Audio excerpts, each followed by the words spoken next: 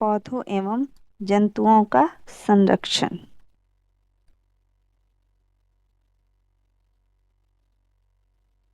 अतिरिक्त प्रश्न उत्तर। वनोन्मूलन क्या है? किसी निश्चित उद्देश्य की पूर्ति के लिए वनों का समूल नष्ट कर देना वनोन्मूलन कहलाता है। किसी निश्चित उद्देश्य की जब पूर्ति के लिए वन को पूरी तरह से नष्ट कर दिया जाता है तो वो वनोन्मूलन कहलाता है। सूखे पड़ने के क्या कारण हैं? पृथ्वी के ताप पर वृद्धि से जल चक्र का संतुलन बिगड़ता है और वर्षा दर में कमी आती है, जिसके कारण सूखा पड़ता है। जब ताप में वृद्धि होती है तो जल चक्र का संतुलन बिगड़ जाता है और वर्षा के दर में कमी आती, कम वर्षा होती है और सूखा पड़ता है। उस गैस का नाम बताइए जो पृथ्वी द्वारा उत्सर्जित ऊष्मीय विकिरणों को ग्रहण कर लेता है। Carbon dioxide gas. मरुस्थलीकरण किसे कहते हैं? धीरे धीरे उर्वर भूमि मरुस्थल में परिवर्तित हो जाने के कारण के प्रक्रम को मरुस्थलीकरण करते हैं। उर्वर भूमि जब मरुस्थल में परिवर्तित हो जाती है तो वही मरुस्थलीकरण कहलाता है। अभयारण्य किसे कहते हैं? वो क्षेत्र जहाँ जंतु एवं उनके आवास किसी भी प्रकार के विक्षोभ से सुरक्षित रहते हैं।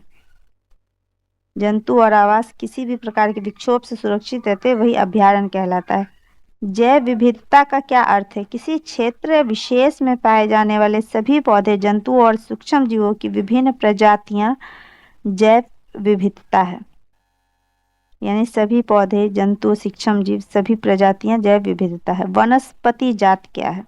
किसी विशेष क्षेत्र में पाए जाने वाले पेड़ पौधे उस क्षेत्र के वनस्पति जात कहलाते हैं। प्राणी जात किसी विशेष क्षेत्र में पाए जाने वाले जीव जंतु उस क्षेत्र के प्राणी जात कहलाते हैं। विशेष क्षेत्र स्पीसीज किसे कहते हैं? पौधे एवं जंतुओं की वह स्पीसीज जो किसी विशेष क्षेत्र में विशेष रूप से पाई जाती है, विशेष क्षेत्रीय स्पीसीज कहलाती है। क्या होगा यदि किसी जंतु का आवास बाधित हो? यदि किसी जंतु का आवास बाधित हो तो उस जंतु का अस्तित्व ही खतरे में पड़ जाएगा। धीरे धीरे उस जीव की प्रजाति ही विलुप्त हो जाएगी। भारत का प्रथम आरक्षित वन कौन सा है? सतपुड़ा राष्ट्रीय उद्यान।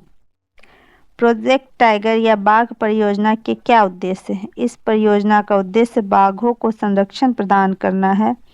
अपने देश में बाघों की उत्तरजीविता एवं संवर्धन करना है। संकटापन्न जंतु किसे कहते हैं? वे जीव जो धीरे धीरे विलुप्त होते जा रहे हैं संकटापन्न जंतु कहलाते हैं। परितंत्रा किसे कहते हैं? किसी क्षेत्र के सभी पौधे, प्राणी एवं सूक्ष्म जीव अजैव घटकों जैसे जलवायु, भूमि, नदी आदि संयुक्त रूप से एक तंत्र का निर्माण करती है जिसे परितंत्र कहते हैं। अजैव घटक किसे कहते हैं? जलवायु, भूमि, नदी आदि को अजैव घटक कहते हैं। जैव घटक सभी पौधे, प्राणी एवं सूक्ष्म जीवों को जैव घटक कहते हैं। रेड डाटा पुस्तक क्या है? रेड डाटा पुस्तक क्या है? रेड डाटा पुस्तक वो पुस्तक है जिसमें सभी संकटापन्न स्पीसीजों का रिकॉर्ड रखा जाता है।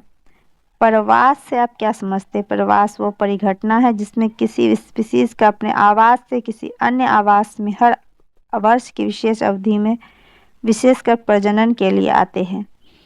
क्या होगा यदि मिट्टी की ऊपरी परत में अनावरित हो जाए? यदि मिट्टी की ऊपरी परत अनावरित हो जाएगी तो मिट्टी की उपजाऊता पूरी तरह समाप्त हो जाएगी। जैव मंडल आरक्षित क्षेत्र क्यों बनाए गए हैं? जैव मंडल को आरक्षित क्षेत्र क्यों बनाए गए हैं? जैव विविधता के संरक्षण के उद्देश्य से ही जैव मंडल आरक्षित क्षेत्र बनाए गए हैं। अंतर स्पष्ट कीजिए। संकटापन्न एवं विलुप्त स्पीसीज में क्या अंतर है? वनोन्मूलन के क्या कारण है? वनोन्मूलन का क्या कारण है? वनोन्मूलन के निम्न कारण है। किसी के लिए भूमि के लिए वनोन्मूलन होता है, घर एवं कारखानों का निर्माण के लिए, लकड़ी का ईंधन और फर्नीचर के लिए, और भीषण सूखा, ये सब वनोन्मूलन का कारण है। वनोन्मूलन के क्या परिणाम हो सकते हैं? वनोन्मूलन के निम्नलिखित परिणाम हो सकते हैं। इसमें पृथ्वी पर ताप और प्रदूषण के स्तर में वृद्धि होती है।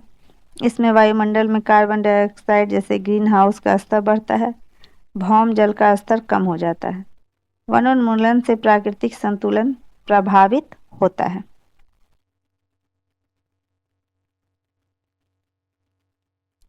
संरक्षित वन भी अन्य जंतुओं के लिए भी पूर्ण रूप से सुरक्षित नहीं है। क्यों? संरक्षित वन भी अन्य जंतुओं के लिए पूर्ण रूप से सुरक्षित नहीं, क्योंकि इनमें उनके पास के क्षेत्रों में रहने वाले लोगों का अतिक्रमण कर उन्हें नष्ट कर देते हैं।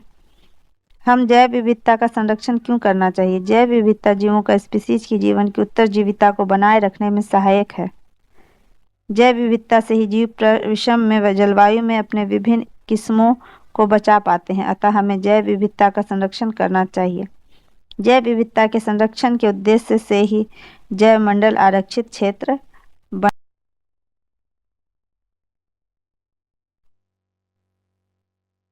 जैव विविधता के संरक्षण के उद्देश्य से ही जैव मंडल के आरक्षित क्षेत्र बनाए गए हैं। अब है निम्नलिखित को परिभाषित कीजिए।